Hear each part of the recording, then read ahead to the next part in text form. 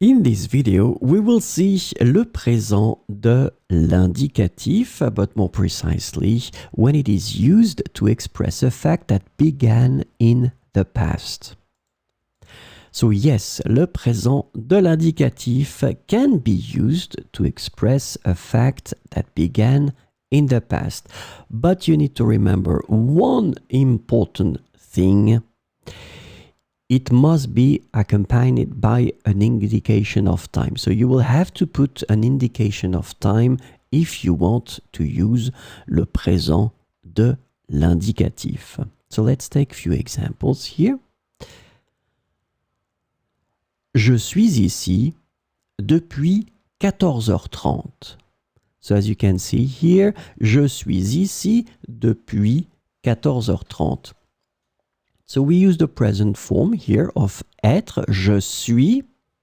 So maybe you've been staying there for 2 hours, 1 hour, 3 hours, but still you need to indicate the fact that it's since, depuis 14h30. So you can use the present here to indicate something that began in the past, but it's still ongoing. Je suis ici depuis 14h30. J'enseigne le français depuis 2019. J'enseigne le français depuis 2019.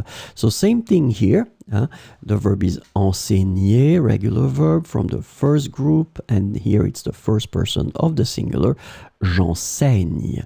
J'enseigne le français depuis 2019. Elle travaille depuis 2 heures. Elle travaille depuis 2 heures. The verb is travailler, it's in the present, third person of the singular. Elle travaille. Elle travaille depuis 2 heures. Il habite dans cette ville depuis 5 ans. Il habite dans cette ville depuis 5 ans. Same thing here, the verb is habiter, regular verb, it should be in the present, third person of the singular, and remember that in all these cases, the action is still ongoing, the action or the state. In that case, il habite dans cette ville depuis 5 ans.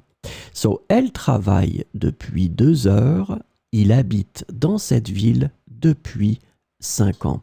So remember, and it's quite useful, we can use le présent de l'indicatif to express a fact that began in the past, but the concept is that this fact or this action is still ongoing in the present.